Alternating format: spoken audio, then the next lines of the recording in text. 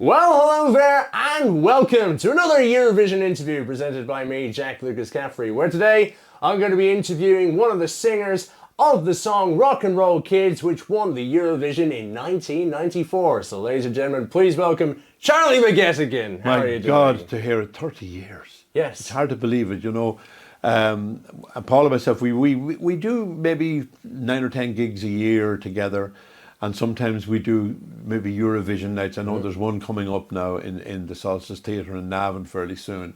And, you know, we've grown old together. Yes. You know, I'm 73 now. Paul is 10 years younger. He's 63. And, you know, it's been a fantastic partnership, you know, because we shouldn't really have gelled. Paul is a dub.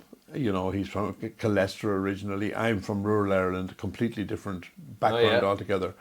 And it wasn't a match that you think would have worked, but it did, you know. And it's been fantastic working with Paul and sort of living with each other, particularly in Eurovision year. We were literally, we're very rarely apart for the whole year. Because the Eurovision is a much bigger thing in Europe than it is here. You know, we were literally 5 or 6 days a week in Europe doing television programs and concerts and all that kind of carry on. Brilliant. You know? And you know, and it's gas when you get into a taxi and the taxi driver, where are you from? And we say Ireland. Oh, Johnny Logan. You know? and people don't realise how significant a person Johnny Logan is in Europe, you know. And he's absolutely huge. Because when I interviewed him, he was going on about all the things he was doing with all the people he was meeting and the people he was working with, like Bonnie Tyler and all that. So, like, big deal over in And Europe, he's, you know, he's the ultimate Eurovision star, I think, Johnny. He's definitely up there, that's for sure. Because he has lasted, he still has the charisma, and he still has the voice. Because we've done a good lot of shows with Johnny as well, you know, down the years, and he never stints. He gets up there on stage, and it's like it's his last gig. He's just up there, and he literally gives it socks all the way through. How did we get talking about Johnny Logan? It's supposed to be about me. Well, firstly, how are you doing? I'm pretty good. I have a few little health setbacks, but you can expect that at 73 years of age. You can expect things to start happening to you, bits falling off, but other than that, I'm fine. Brilliant. Performing as much as I want to perform. You know, I do a radio program, do a lot of recording. I work in a recording studio quite close to me, where we do, you know, everybody's, you know, records and demos and all kinds of little bits of music for advertisements and all that kind of stuff. So I'm kept busy. Yeah, which is good. Which is great. We were just talking before we came together on this particular thing, that I think the secret of staying alive and young and vital is to do what you do all the time. Keep doing it. Yes. You know, and I see a lot of my contemporaries have retired, and they go down very quickly because they've stopped doing what they've done all their lives and stuff like that. You know, so I'm quite happy with the way things are. I'm enjoying life. Keeping on the move. Brilliant. Yeah. So let's go right now all the way back to the very, very beginning when you started to get into music. So firstly, question which I ask absolutely everyone who's been a musician: how did you get into music in the first place? Well, you know, I've been interested in music. My mother came from Dublin, and I was born in Dublin actually, and we lived in Effra Road for a little while up in Rathmines. And my mother was a big fan. She used to go to the Theatre Royal, which was a huge theatre. I think it's something like 3,700 people it could hold. And every Sunday night they had a show there.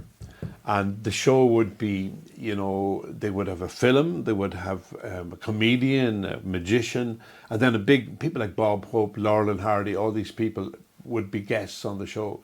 So she was big into Jack Cruz as well, and Noel Purcell and all those kind of people, Maureen Potter, who were her heroes growing up. So I was listening, you know, we eventually moved to Donegal because my dad, that's where he's from, but the radio was always on in our house. And if Maureen Potter came on or Paddy Crosby, I remember seeing him at such and such a night in Dublin. So music was a big part of her life. Although she wasn't a trained singer, but I would hear her singing songs when she thought nobody was looking, you know. But the first song I remember actually singing would have been "How much is that doggy in the window?" The one with the waggly tail. You know that? How much is that doggy in the window? First time I'm hearing it. Yeah, well, yeah, you see, it just shows you your age there. Yeah. You know, I mean, we would sing that around the house because it was a big hit, you know, radio hit all over the world at the time. But the first piece of music I remember hearing was a thing called O'Donnell Aboo. And I would have been living in Dublin. I would have been, imagine now, I would have been about 2 years of age. And I can still remember hearing O'Donnell Aboo was played on the RTE radio at the time. It was Radio Earn. And when the station opened in the morning, they played this tune on a Celeste, which is a keyboard instrument. And with da da da da da da da da da da da da da. And if you listen carefully to the news, the theme of the news on RTE at the moment, you will hear a tiny little section. Just listen closely, and you'll hear a tiny little. It goes da da da da, and it drops out. But that's what that's what that refers to. Whoever wrote the theme music for the news now, that would have been part of what he was thinking of when he put that piece together. I'll have to ask him about that, because I have thought of interviewing the RTE News composer. The name has escaped. I apologise, your name has escaped me. It'll come back to me later. I think I know his name as well, but I've forgotten it. But I can be allowed because I'm old. Yeah, well, I'm There's 20. no excuse for you. I'm 20. I'm forgetting names already. But yeah, that would have been the first music I would have heard. And then I remember the first piece of music I ever sang was my dad was putting up a public address system for the local Gymkhana, which is a little horse show event that we used to have every year in Ballyshannon, where I was growing up. And he told me to stand up. I was about 6 or 7 years of age. He told me to stand up on this, a big, what looked to me like an iron bar with a ball on the top of it. I didn't know what it was, but it was a microphone, of course. Yeah. And he told me to sing into this microphone because they wanted to test out the PA system. And I sang, and I heard my voice going all through the Gymkhana arena. And I said, wow, I love this. I like the sound of this. And it was Catch a Falling Star, which was a big hit for a fella called Perry Como. Again, you won't even have any idea who Perry Como is or what although Catch a Falling Star was used in an ad, I think, in the last 10 years. It goes, catch a falling star and put it in your pocket, never let it fade away. No? This is the man who listens to music from Halo. And you know, this is the man who never heard of Halo. See those 3 games there? There you go. Oh, Halo. yeah, but you see, There you go. My grandchildren would know all that. Oh, yes. Well, now you know what a Halo is, and I'm figuring out all the songs you're telling me. What was the first song that you actually wrote? Oh God, it was a dreadful piece of music. Down the years, then I got involved with, you know, learning to play the guitar, and I met a fella from home on the way home from school one day, and I'd known him, you know, played football and all that kind of stuff, but I didn't know he played the guitar. So we got together, and we always thought we were going to be the new Lennon and McCartney at the time, you know, which you probably haven't heard of them either. Well, no, of course I've heard Lennon and McCartney. And there's a game over there named Destiny, which has Paul McCartney in it. Oh my God, yeah. But anyway, we used to write these songs. You see, when you were 13, you were in love every second day with a different girl every day. And you were writing these awful love songs. Oh, yes. And pouring your heart into the song, you know. And they were dreadful. And funnily enough, John Hannigan, who was the other fella in our little band, he had a reel-to-reel tape recorder, and he has it somewhere. He has these songs somewhere, and he threatens that he'll make me listen to them sometime. But hopefully I won't have to do that. But I remember I worked in Bundoran, and Bundoran was a seaside resort right beside where I lived, and we used to get summer jobs there, and you'd be working in the amusements arcades, and I remember there was girls that'd be coming in, and you'd be watching them. I remember one of the titles was Summertime Love, and it was all about what it was like to be falling in love with a girl on the hobby horses or whatever it was, the Dodgems, you know, that kind of. So but you know, that thankfully went away, and way back then, I eventually ended up in a place called Drumshanbo in County Leitrim, having given up the music altogether for about 6 years, where I lived in Dublin and literally went around watching other people play. and figuring out and going back home and see could I learn how to play that. I got very big into acoustic guitar music, folk music and that kind of thing. And then we formed a little band called Jargon and wrote loads of songs for them, but we won this competition and we got a record deal with Polygram Records, who were was a branch of Polydor Records, the Irish version of Polydor Records.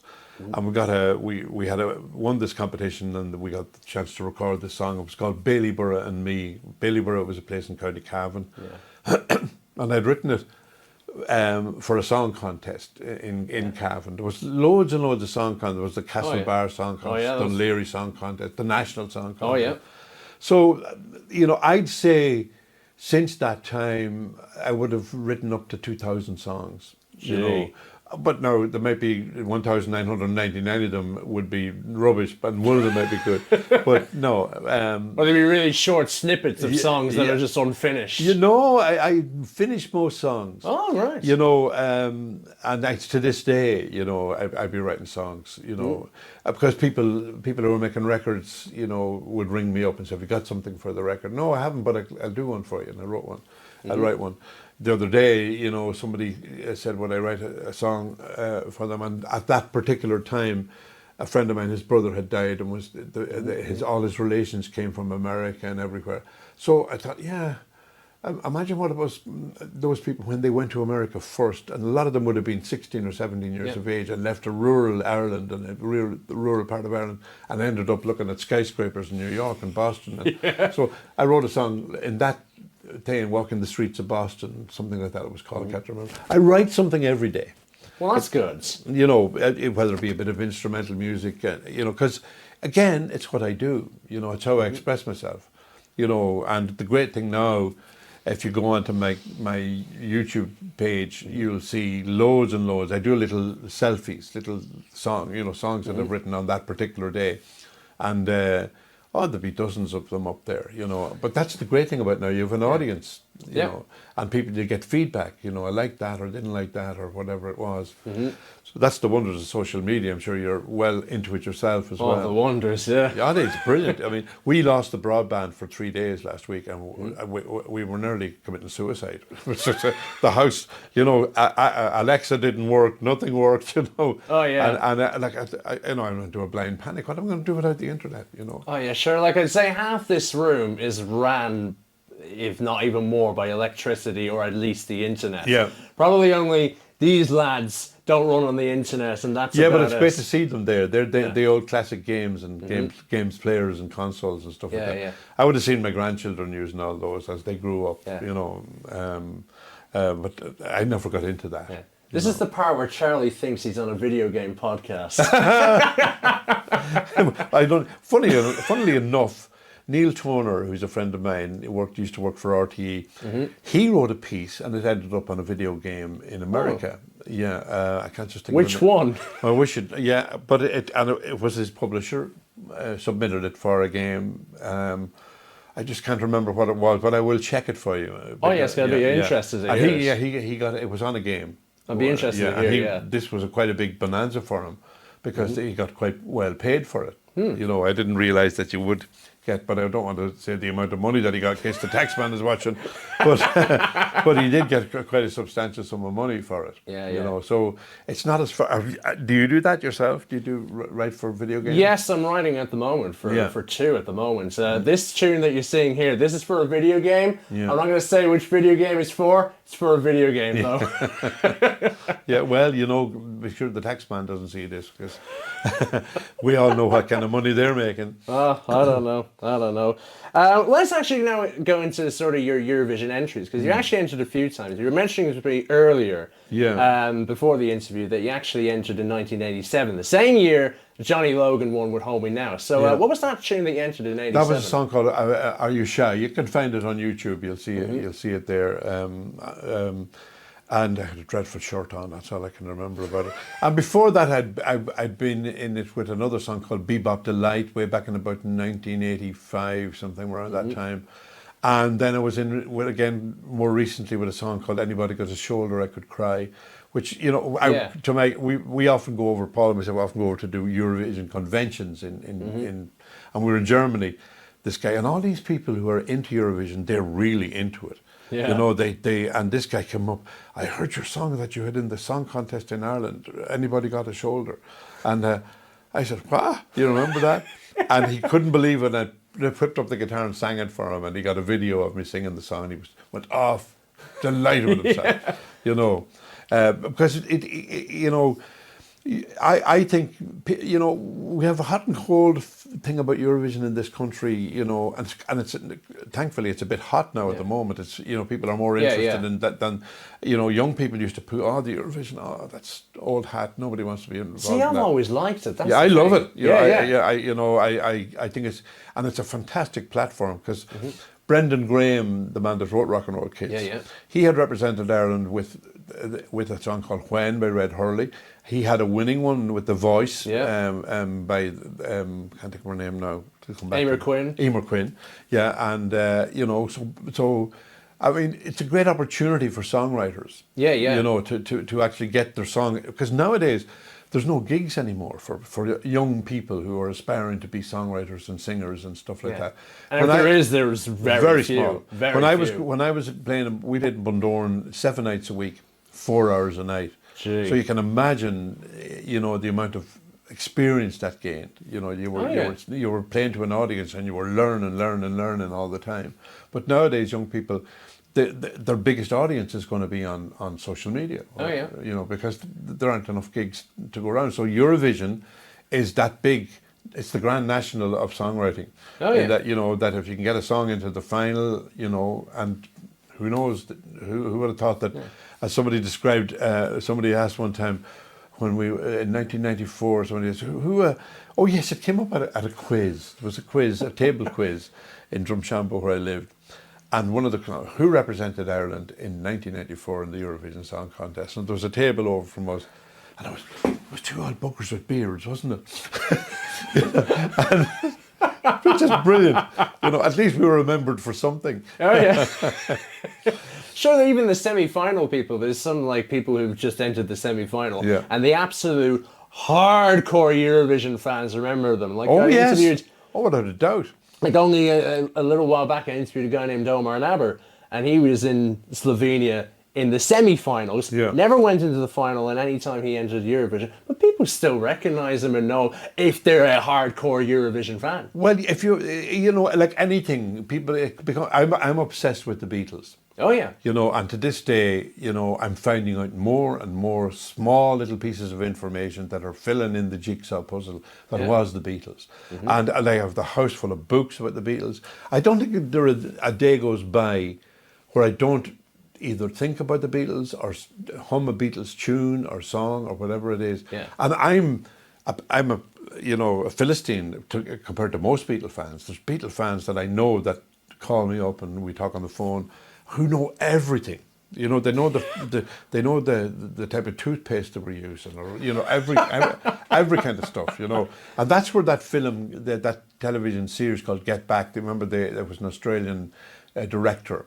It was originally the film without us, Let It Be, but this is all the outtakes. All they filmed for the entire recording of the Let It Be thing, and they made this thing called Get Back. And it's 8 episodes, 8 hours of Beatles, and it's all of them in the studio. Now I devoured that because you know, you could see everything that was going on, the amps that were using, the guitars, the plectrums that were using, everything, you know. And you know, so therefore Eurovision fans are like that. They know everything. We couldn't, Paul and myself couldn't figure out when we were over there in Europe. A lot of the time you'd come out of the stage door of the theatre you were in, and there'd be maybe 20 or 30 people waiting outside. And they'd be waiting they'd have maybe 6 or 7 of your CDs, and they would ask you to sign them. But what was happening was they would trade these CDs for other people. There was a website there. Look, I have signed CDs of Rock and Roll Kids by Paul and Charlie, you know, and somebody said, well, I have a signed CD of Johnny Logan's Hold Me Now, you know, and they'd trade. It's that big. Eurovision, exactly. You know, people are totally obsessed with it, but we didn't know it. I said, this is mad. You know, 2 old buggers with beards signing autographs. It's totally ridiculous. But however, that's what it was. Anyway, you got into perform Rock and Roll Kids anyway, written by Brendan Graham, and of course co-performed with Paul as well. Yeah. So how did you actually get to perform Rock and Roll Kids in the first place? Because I believe it was a very long, convoluted story with all sorts of parts. I'll try and cut it short. Brendan Graham has been a friend of mine for many years. We used to meet at the aforementioned song contest. We'd meet at contests. He'd have a song in, I'd have a song in, and we wrote some songs together. And he sent me this song, which ultimately was to become Rock and Roll Kids. He sent it to me with just him playing the piano. Now, he's a dreadful piano player. And he's even more dreadful singer. And I make no apology to you, Brendan, if you're seeing this. But he knows what's in his head, and he knows what he wants. Yeah. And he said, would you do a demo of this song? It was Rock and Roll Kids song. I did a demo, and it wasn't really that great, you know. I think he would tell me straight out, yeah, no, that's not exactly what I want. And about a year later, he came back to me with another demo of it, just a piano and a vocal, and it was Paul. And I don't think we'd ever met before this. We would have been aware of each other because we're both singer-songwriters. Yeah. We're both, you know, but you'd be at a gig and then someone would say Paul Harrington, like, him. You'd hear him on the radio. Exactly, yeah. And he, I said, oh, Brendan, that is just magic. I said, that needs nothing else. Just put that in. And he did submit it. And it turned out that I was on the jury of the year that he put it in. And it was run very strictly in those days. Yeah. There was a firm of accountants would watch everything. There was every bit of paper that when you were listening to the songs. And I said, well, I know this song and I know this person that wrote it, and it would be unfair of me on other people if I was to vote one way or another. Anyway, the heel of the hunt, it didn't qualify. How did you end up on the jury in Eurovision, actually? Well, I don't know. Somebody rang me and said, would you like to be on the jury of Eurovision? And funnily, several people have asked me the exact same question, and I say, I don't know. Write in a letter to RT and say you want to be on the jury, you know, that kind of way. Which was, I've done it many times, and I love doing it because, you know, it's a revelation to hear the songs that are out there that don't qualify. It's those ones that, you know, there's some really good songs. And in this country, we're blessed with talent. I mean, we have, if you go back to our own traditional music, O'Donnell Aboo, as you heard earlier on, that theme tune for the Radio Ireland. I mean, that's a traditional Irish tune. And, you know, all our traditional Irish tunes, whether you like traditional Irish music or not, but they all are very melodic. They're all very foot-tapping.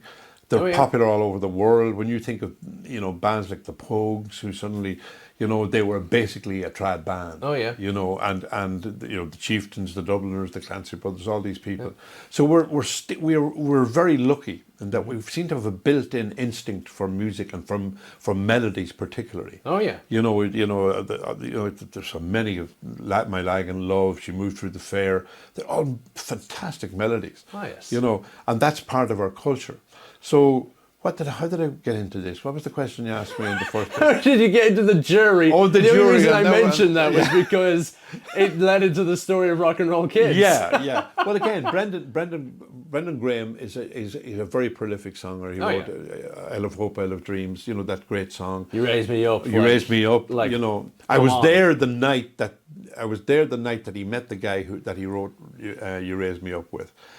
We were in Norway. I can't think of the fellow's name now, but they were sitting in the corner, and Brendan said he took his number, and he took Brendan's number, and eventually, a few years later, Brendan got a phone call from him. He said, "I have this piece of music, and I need somebody to put the lyrics to it." Mm-hmm. And Brendan was kind of busy at the time, and he was reluctant to get involved. Oh, I don't know really, but he said, "Okay," and he wrote "You Raised Me Up," and that's how it all happened. See, you know, so that's how hits become hits. Yep. You know, and Eurovision is particularly good. My favorite, some of my favorite Eurovision songs would have been "Let Me Be the One," for example, was by the Shadows, who were Cliff Richard's backing band, but they represented England that year. It's a great song. "Let Me Be the One." Check it out. You'll like it. Yeah. And you know, there was way back in the '60s, you know, when it was still in black and white. Oh yeah. Giniola Cinquetti had a song called "Non Olita," which is a beautiful song. You know, so you know, I've been listening to Eurovision since about 1960. Gee. I've grown up with it. Right at the beginning. Yeah, right at the beginning. People like Kenneth McKellar represented Great Britain, and Cliff Richard, of course, all the different people. It was a big thing then. Oh, yeah. And now thankfully it's coming back. It's getting back to really, I mean, as I said earlier, I watched the full 4 hours of Eurovision last year and loved every minute of it. It was fantastic. It's just great. So it's a great thing to be involved in. And I kind of always feel privileged that Brendan allowed me to sing the song with Paul. Yeah. So how did you end up being allowed to sing the song? Because that's where we kind of derailed off. That's was where but I said the jury basically said no. When I heard the song, I said to Brendan, it doesn't need any dancing girls, flashing lights, smoke bombs or anything. It just needs Paul and the piano. Yeah. And he said, yeah, okay. And he rang me then again. He said, I think it just needs one more thing. And I said, no, I tell you, look, you know, it's a great song. No, he says, I said, what are you talking about? He said, needs you. And I said, well, it didn't actually suit me either that year because I was moving house. I was just, the whole bunch of things happening. And he said, look, think it over for 12 hours and come back to me. And I talked to my wife about it, and what do you think? And, Jakers, you could be, if this qualified then, you could be away for the whole year, and I'd be on my own, and we're moving into a new town, blah, blah.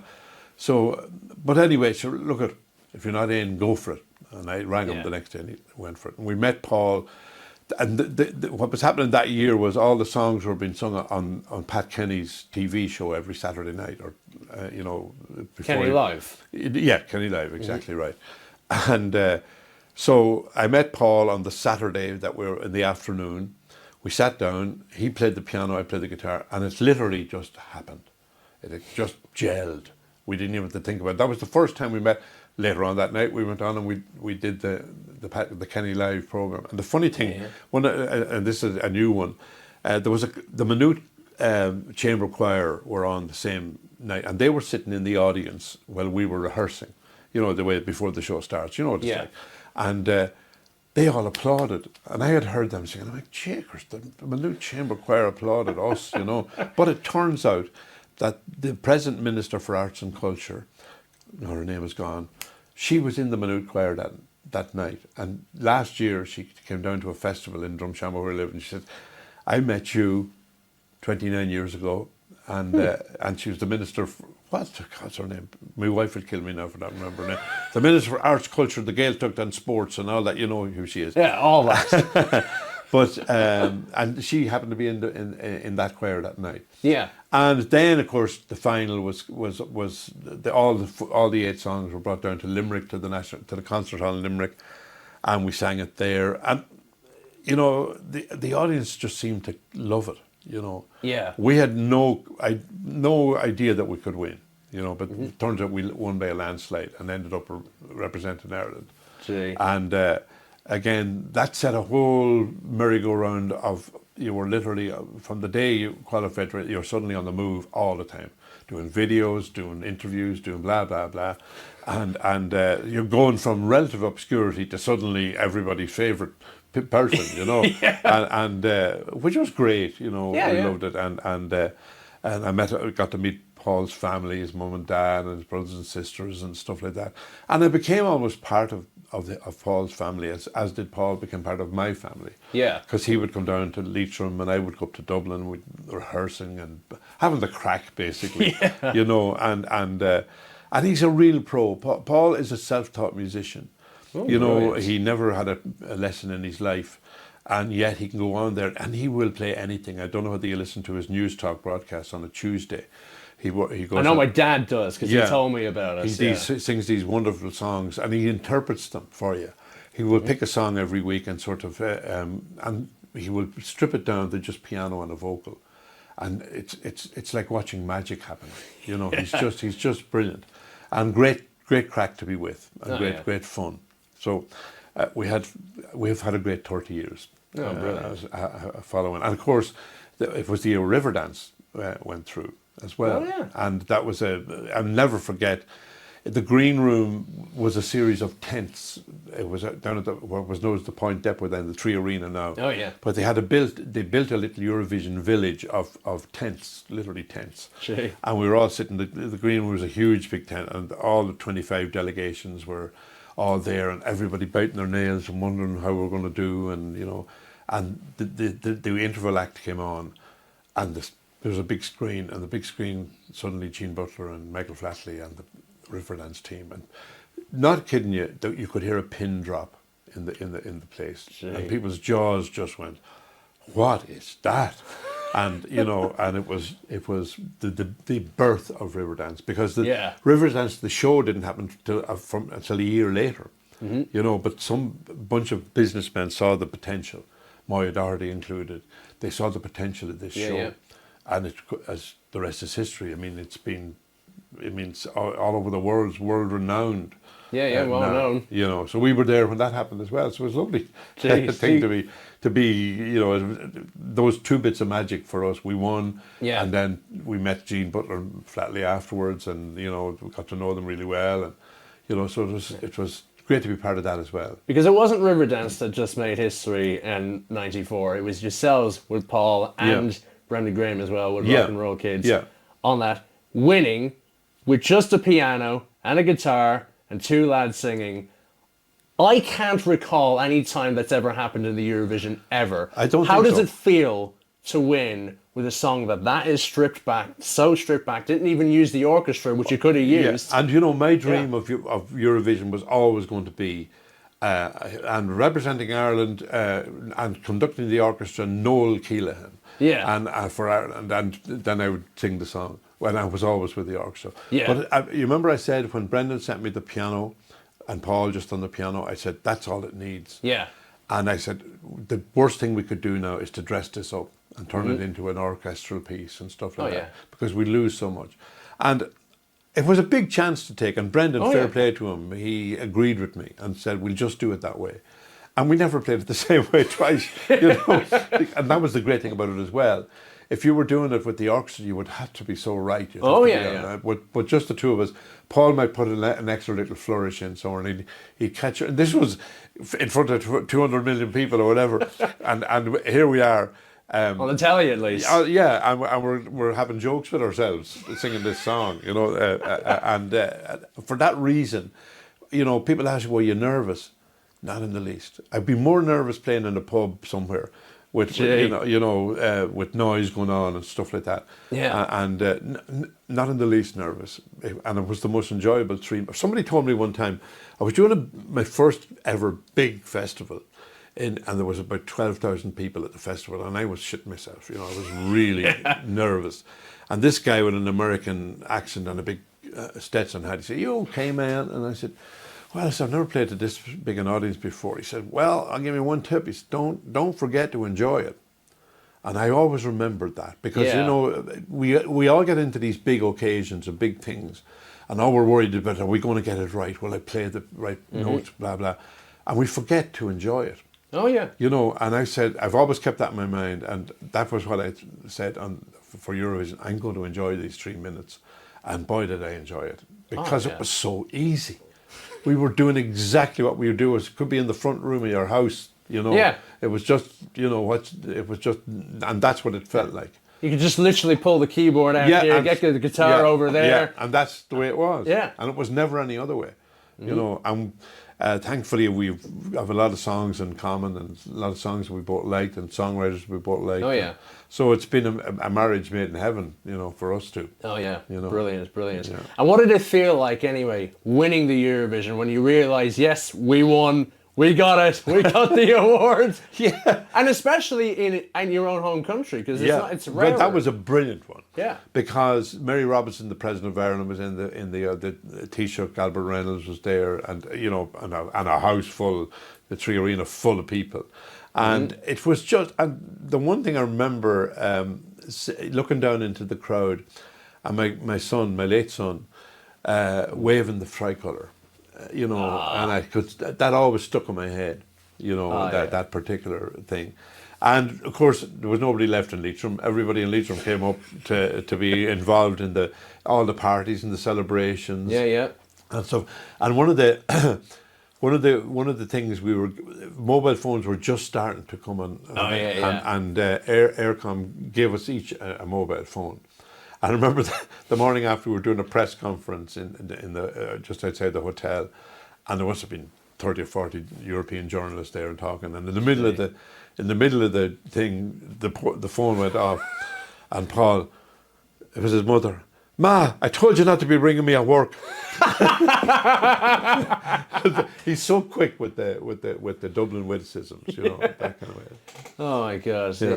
But brilliant though, how you got to win with such a tune like that. Oh, such a simple tune, and we sing and it recognisable as well. Yeah, we sing it every night we play. I sing it every night. Paul sings it every night he plays. And at one point, we always say, we stop singing, and the audience knows every word. Oh, brilliant! Which is brilliant. It's just lovely. Brilliant. That's it. Ah, amazing. And you got to tour anyway outside of Europe. Yeah, outside of Ireland in Europe. Well, I had toured Europe a lot because I was a folk singer and folk music was very popular. Oh, yeah. So I toured Europe quite a bit, Germany, Holland, the Netherlands and all that kind of stuff before. But as a solo performer or, at the most, I sang with people like Maura O'Connell, Eleanor, different people. And so I was quite used to Europe as such. Yeah. But this was at a different level. I'll tell you how bad it was. I remember we were invited around to the Taoiseach's office for breakfast on the Tuesday after the Eurovision. Yeah. And in the middle of the breakfast, a phone call came through and said, "We want you in Brussels to do a TV show at 6:00." And suddenly, I luckily had brought the guitar. And in the clothes we went in, we got into a car. Albert Reynolds gave us his own personal car. We drove with the siren going to the airport. We'd no passports. We'd nothing. Oh God! Arrived in Brussels with no money. Oh gee! I had a fiver, and Paul was smoking cigars at the time, and part of the fiver went to buy him a cigar. Oh, for God's sake! And we ended up, that shows you how quickly it moves. Yeah. We ended up doing the TV show. Come out of the TV, back to the hotel. And we still had no passports and nothing. And so the next thing, a call came through, will you do the Gloria Hunniford show on the BBC tomorrow? So we got a flight from there to London, still with no passports. Oh, for God's sake. Still did the show with Gloria Hunniford and then back to Ireland for another TV show waiting. And this went on for about 9 months, this kind of thing. I went one thing after another. And it wouldn't be Brussels, it could be Oslo, or it could be... we were in Slovenia, all over the place. God. Hungary, we're in Budapest, every country I could think of, because the video thing hadn't been exploited as much then.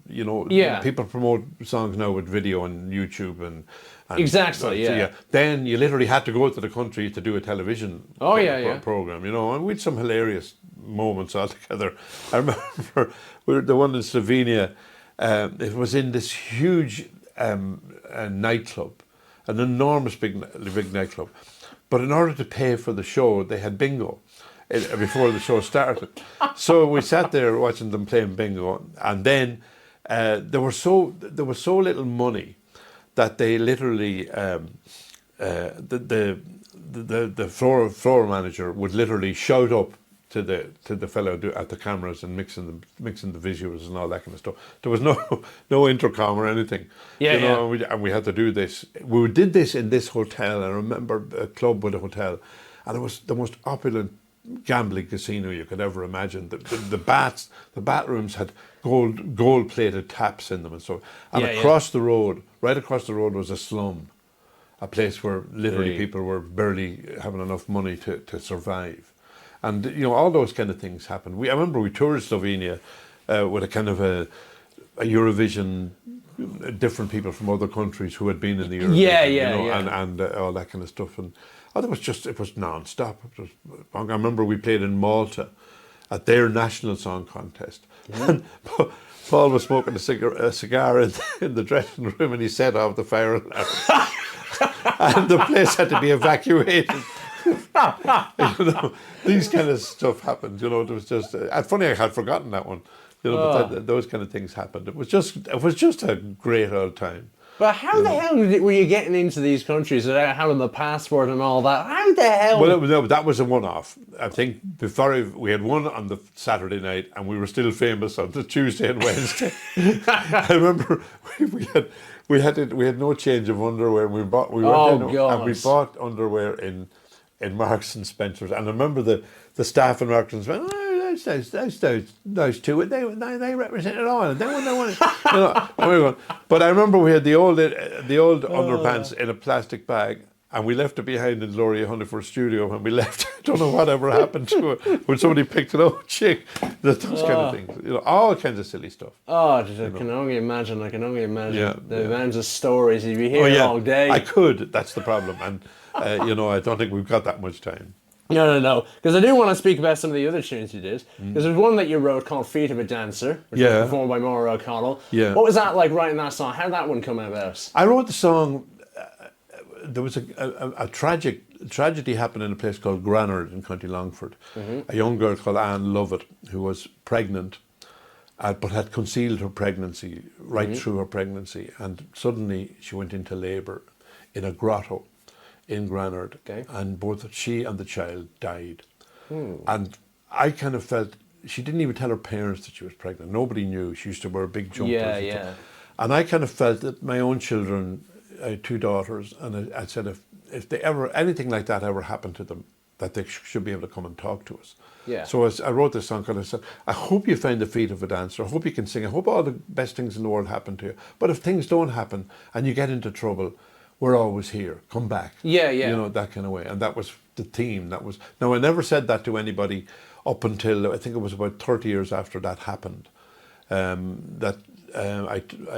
revealed what the song was about. And because her parents and relations are still alive, and I didn't want them to suddenly have all this brought back to them. You're too upset as well. But it's a happy song, even though it's about it was inspired by a sad occasion. So that was Feet of a Dancer, and again, it was one of those songs that I had in a big bunch of songs in a lever arch file somewhere. And Maura O'Connell was down in the house, and she was poking through this. She found this. What does that go like? And I said, what the hell does that go like? And got the guitar. Oh yeah, I like that. Because I was singing with her at the time, so she recorded. It became, and it's been recorded, 300 or 400 times by different people since, which is great. So I call it the pension, because I'm still getting royalties off that song all these years, 40 years later. Like it's paying for your dinner. Oh yeah, without a doubt. Brilliant! That's what it's all about. It's back to the money. Yes. Yeah. Oh, brilliant stuff. Yeah, songwriting is something that I do, and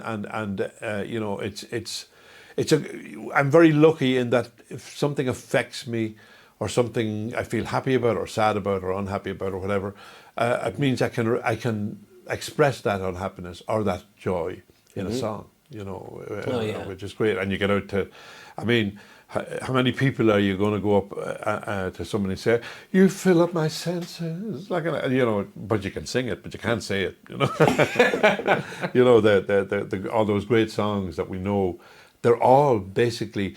You take The Last Thing on My Mind. Many times have you heard yourself say, "Oh God, that was the last thing on my mind," and somebody said, "Yeah, that's a good idea for a song." And that's where it all comes from. There's a place called Brown's Diner in Nashville, which is an old railway carriage. You can convert it into it, and all the songwriters go there.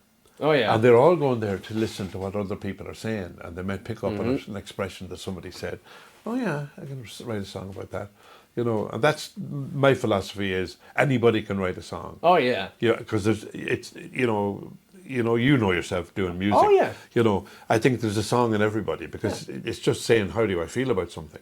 Because I'll give you a great example because there was a game that I was working on, like a third game called Potato Game 3 it was called, and there was this character in it that said, "And I came out of nowhere," like that. And it struck a little chord with me. I was like, "Oh, it came out of nowhere." So I just wrote a tune about that little bit. How many times has that happened to you? That something happens that came out of nowhere. Yeah. So immediately I could literally write the song in 10 minutes. Exactly. It came out of nowhere. Yeah. You suddenly appeared on the corner and it's wow. came out of nowhere. Look how did I meet such a beautiful woman out of nowhere? You know. Yeah. You know, that kind, or it could be a footballer, you know, and I scored that goal. It came out of nowhere. I shouldn't really got it. It just came out of nowhere. Exactly. You know, the little tiny things can go and inspire a well, I think so. I think different tune. I think everybody has. I do a radio program. How's that going, actually, the radio program? Goes really well. I've been doing it now for about 15 years. Oh, brilliant. And it's on a local station, Shannonside Northern Sound. Has about maybe 40,000 listeners on a Saturday. Very good. But I bring people in, and if you were in, for example, I'd know you're a musician, so I would know, sort of say to you, you know, what's your favorite? What song do you wish you'd have written? You know, and I know immediately you don't even have to think about it, but whatever it was, you know. But I don't just have musicians. I have poets. I have drama people, comedians, everybody. I've had, you know, world famous musicians and singers, Guy Clark, and you know, or you know, all kinds of. You know, Steve Earle was on with me and stuff like that.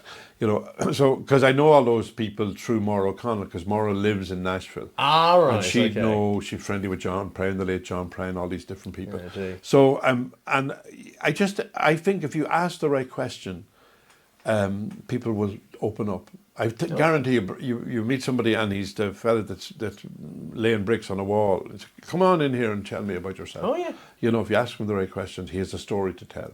Oh, yeah, absolutely. Yeah. You'll find, like, the maddest of people will have a story to tell. Like, people you would not expect a bit of a story, and oh, God, you can get them talking, that's for sure. Yeah, well, it's really learning how to listen rather than... Yeah, exactly. That's what it's all about.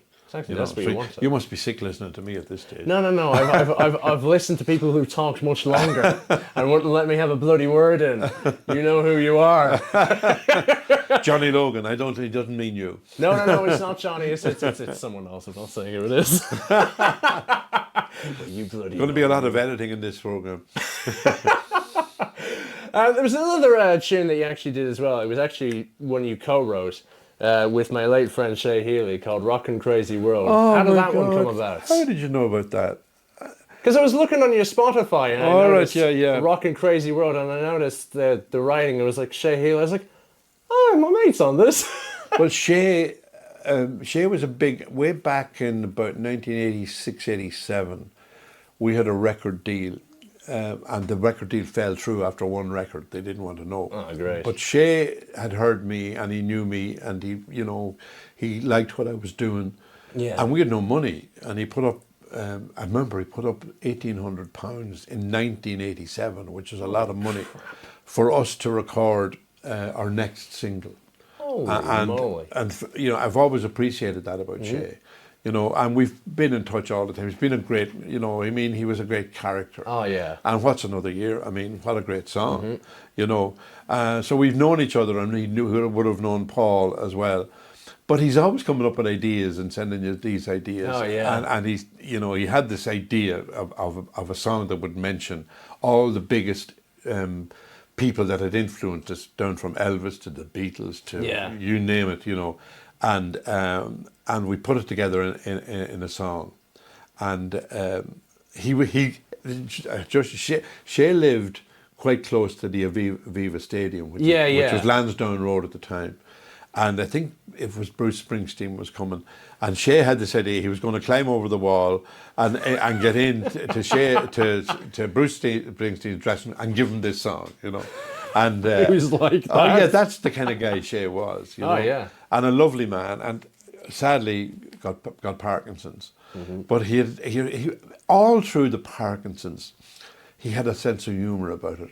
Yeah, I remember we were doing a gig up in Skerries one night, and he came along to the gig, and we had dinner together before the show, and I said, "Will you get up for a song?" "Oh yeah." He said he would. So eventually I called, "Ladies and gentlemen, we're very lucky to have Shay Healy in there. He's going to come up and sing a song." And he came up and he had a very bad shake. Oh, yeah. And he sort of said, "Here I am," he said, "the sniper's nightmare." And you know, he would laugh at his own condition. Oh yeah. You know, and right up to the very end, he was just so positive. Oh yeah. You know, and dressed in all the Exotic great things. clothes, and you know, he always looked, you know, I mean, he's older than I am, but he dressed like a teenager, you know, that kind of, which was brilliant. And he was a fighter as well. Oh, he man. was. Was he ever? Like you the know? way when I'd be with him, I remember it was over at his little apartment Yeah. once, and you know, you could tell. Obviously, he had Parkinson's Yeah. and everything. You could tell, but the way he hit it, he did it in a way where he'd be telling you a story, and yeah, his body would be shaking everywhere, but you'd think he was intending to shake or move his hand like here or there. Yeah. To Well, funny, tell he the story. told me that actually, you know, we see this shake. Yeah. But he said that it actually hurts. Oh yeah. Because your hand could be like that, and suddenly the Parkinson, it'll go up like that, and you're not, Yeah. and the joint would be sore. Yeah, yeah. He described it very well. You know, you know, I met him on several occasions. Yeah. Where you know it was a problem for him. And he could disguise it well. Could, you know, you'd know he was in pain and he wasn't well, and yet he would be the life and soul of the party at the same time. You know, it's great. Oh God! But Shay, you know, I loved writing that song with Shay. Oh yeah. You know, because the further you went in the song, the madder it got. Like it was just, you know, we didn't mention Jerry Lee Lewis, and we didn't mention, well, let's get him in.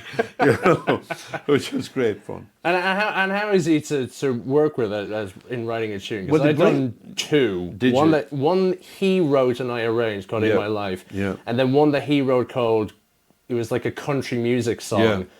But I decided to change it up to be about video games, so it ended up kind of being our song. Yeah, and then he kind of put his bit, and I put my Yeah. bit in it. It went everywhere. It's great fun. Well, we'd work a lot on the internet. Yeah. You know, we'd work. He'd That send was the me same. something, I'd send him something, and eventually the twain would meet, and we would have a song. Yeah, and I that write a was the lot same like with me. that. I mean, I write with people all over the world, particularly a girl called Thao Nguyen, who's a Vietnamese girl that lives in Frankfurt in Germany. And we've written some great songs together. Oh, brilliant. And they're always there, you know, and, you know, what we have this term, what we pitch songs to people. Oh, yeah. And I pitch a lot of these songs. Sometimes they like them, sometimes people don't, you know, so it's you know what it's like. But, you know, the reservoir is still quite full, which is great. Oh, well, that's what you want. Yeah. That's what you want. You want to have all these Yeah. songs available. Yeah, and, you know. Yeah. And it's funny, there's a guy who lives up the road from me, and he's a music supervisor for movies. And I didn't know he was until I was in the cinema one, and I happened to be waiting for the credits. Oh, music supervisor Rory McPartlin. And that's his job. Yeah, he yeah. picks music for. The director would say, I want a song for that scene, I want a song for that scene, and his job is to do that. He's never picked any of mine, though.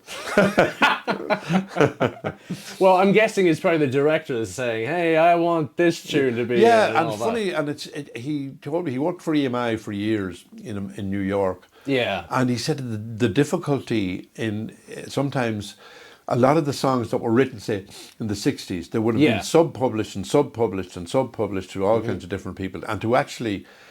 Before you could put it on a film, you had to literally chase the lineage from when it was written to where it is now. Yeah, and who owned what parts of it.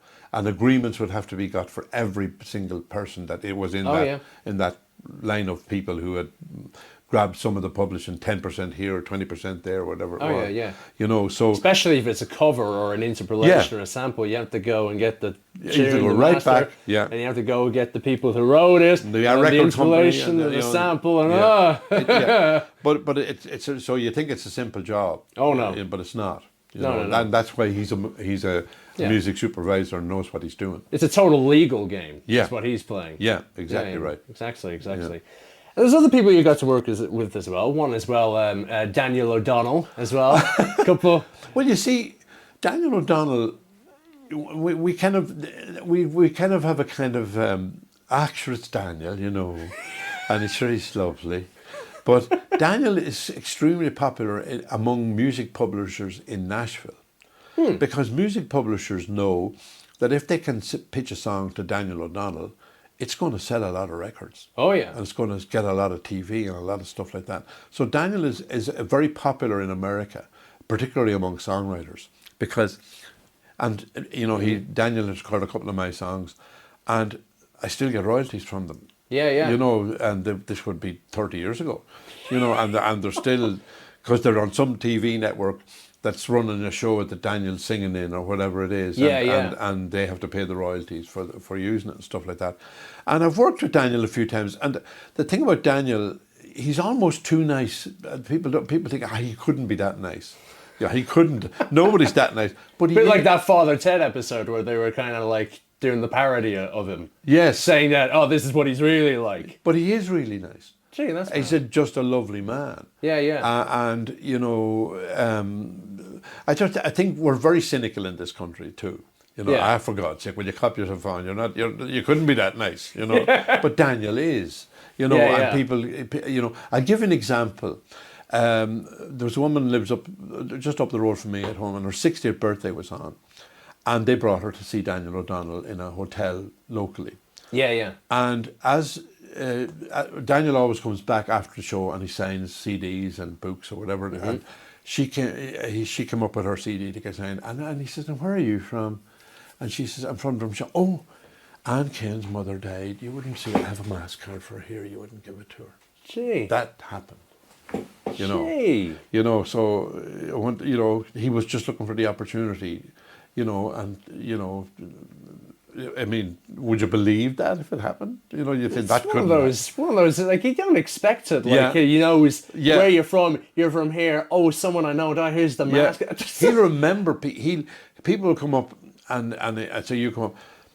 "Yeah, last time you were talking to me, you were telling me you lost your bicycle. Did you ever get it back?"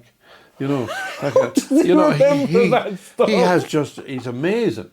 And I remember I was talking to his driver one day, and we were in a radio station somewhere, and Daniel was in, and he's a nightmare. He says, "We're heading to Cork now, and he has decided there's somebody sick in Port Harrington, and he's going to call in to see them on the way, you know, and we'll be herring it down the road then to get to Cork, because he never knows when to come home." You know. So he's just a genuinely nice person. Yeah. You know, and I just think we don't believe that there are that kind of people in the world, but there are. Yeah. Well, I know one of his backing singers that works with him all the time and everything, and she's told me personally that, you know, he's great to work with, he's great to be with, and he spends all the time, and he'll sleep on the bus and everything with the crew as well. He doesn't have any sort of ego with him, but I never heard the like of where he'd be calling down to people who are sick in Cork and all that. That's to put a total new perspective on the man to me. That's what he's like. You know, you know, he's a human being and a caring human being. Mm-hmm. You know. Brilliant. So that's Daniel for you now. Oh yeah, brilliant. The last time I did a show with Daniel, we were doing a tribute to George Hamilton IV, who was an American singer-songwriter who was very friendly with Daniel down the years, and very friendly with Sandy Kelly. Oh yeah. And I had written a song about George Hamilton, because I met George Hamilton IV in a recording studio one day, and he said, we sat talking. You know the way sometimes you're hanging around a lot. Yeah. And we sat talking. We must have been about 3 hours talking. Gee. And at the end of the conversation, he said, "You know, I really like you. I'd like to send you a Christmas card. Would you give me your address?"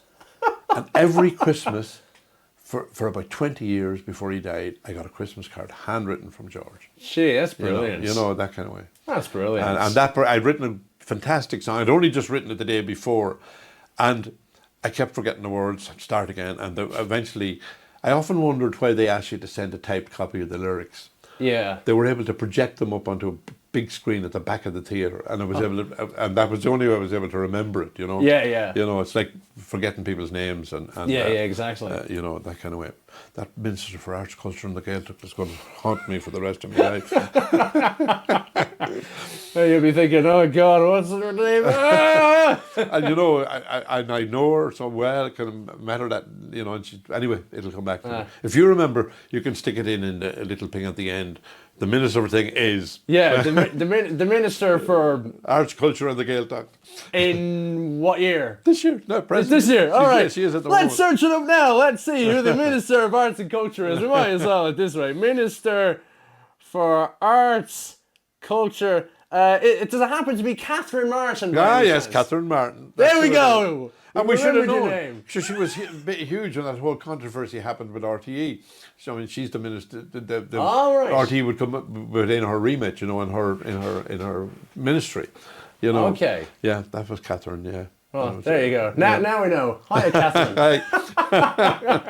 That's another one you can get to tune in now. Oh yeah. Oh my God. Who else have you actually written music for as well? You seem to have written for a good amount of people. Hal Ketchum, an American singer, he's dead now, unfortunately. Okay. Loads of different people. Ray Lynham, is a country singer. Oh, I can't just remember. So many I can't just remember. Yeah. And a lot of people that, some awful versions of songs. Shakers. Some people tell you, I've just recorded your song, and oh God, But then sometimes you'll walk into a CD shop and you'll report, oh, I'm on that CD. I didn't know they'd recorded it. Which is lovely. As long as they send the money. Don't worry, I'll send the money to you eventually. Yeah. Which reminds me, somebody owes me money. Now we're coming close to the end of the interview now, so I just would like to ask you just a few little last things. Firstly is, because you have done a couple of albums over the years, including one with Paul as well. Literally 13 albums, and I have 2 more in the can ready to come out fairly soon. Is there a third one? Is there a third one on the way? Could well be. Good. Because I was wondering, are you going to continue making more albums? No, 13 albums. I have 13 albums already. 13, out, and I have another 2 in the can. But you see, the whole thing with albums and with records, it's all changed now because it's digital. Nobody's buying CDs anymore. Yeah. So you've got to figure out now, how am I going to get enough streams on this that it's going to pay for the fact that I spent money in a recording studio recording them, Yeah, exactly. So, you've really got to, flog it everywhere you can. Radio is the best because radio still pays well. Yeah. You for example, if you get played on BBC in England, it's worth something like between 80 and 100 euros per play. Ooh. So you can imagine having a hit in England. Yeah. And even bigger in Germany and places like this.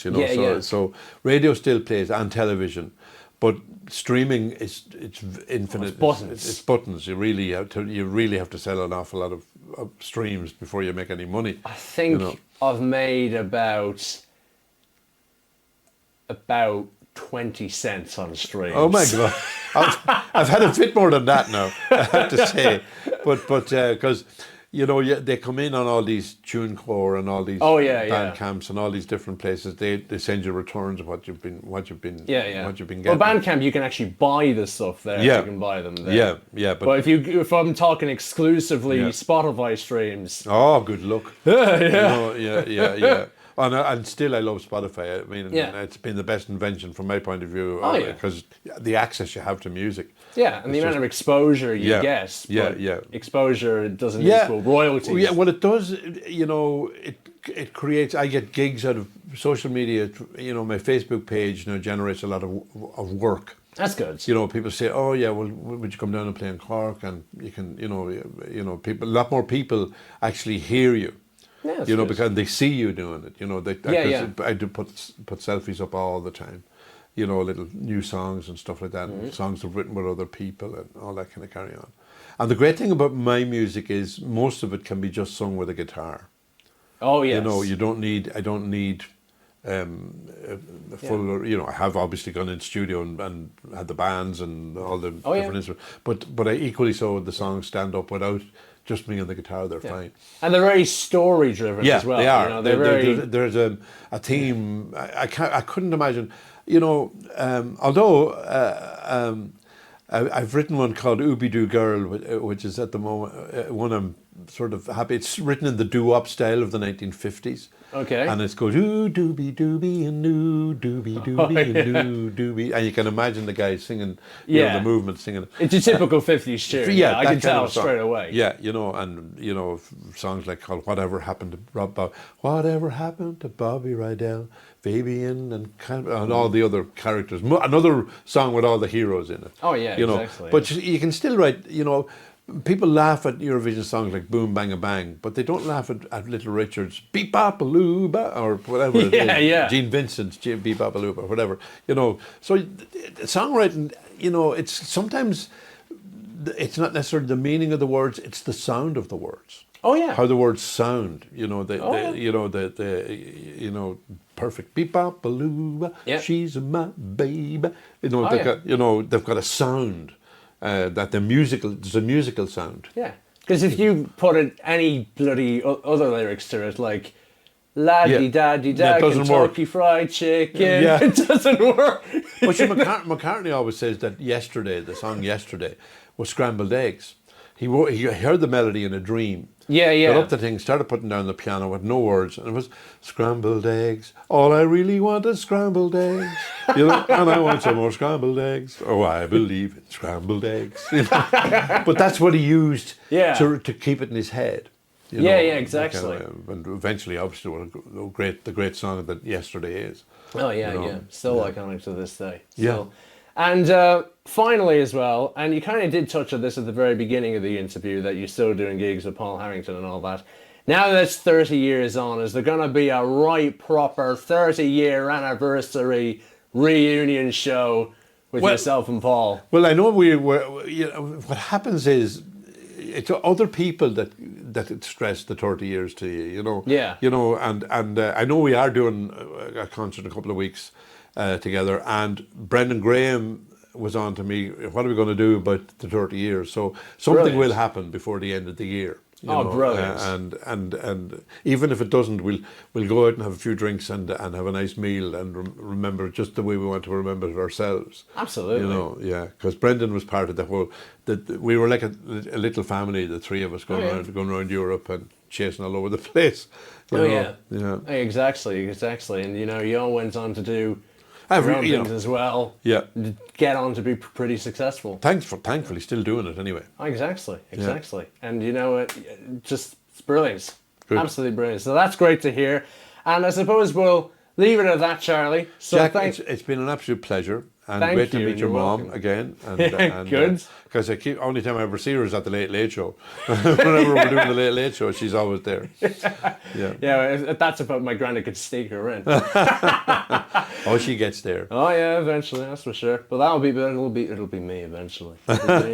You'll be seeing me. But in any way, Charlie, thank you very much for coming on. Is there any sort of last things you'd like to say? And would you like to plug in the old socials? Not really. I think I'm beginning to bore myself now, and apart from boring you, I'm boring myself. You know, I have a song that I wrote called "Getting Old," and it says, "You're getting old, and you bore your kids to death with the songs, with the jokes you've told 100 times." I feel like that. Yeah. All right. Well, you can find him anywhere really on the internet. He's everywhere, and you can find me simply on my YouTube channel, Jack Lucas Caffrey. I'm also available on Instagram and Facebook, where I'll be posting highlights of all the interviews I've done and some other shenanigans as well. So with that, Charlie McGettigan, we'll leave it at that. Jack, thank you very much for coming on. Well done. And Thanks for having me. You're welcome, and we'll see you soon.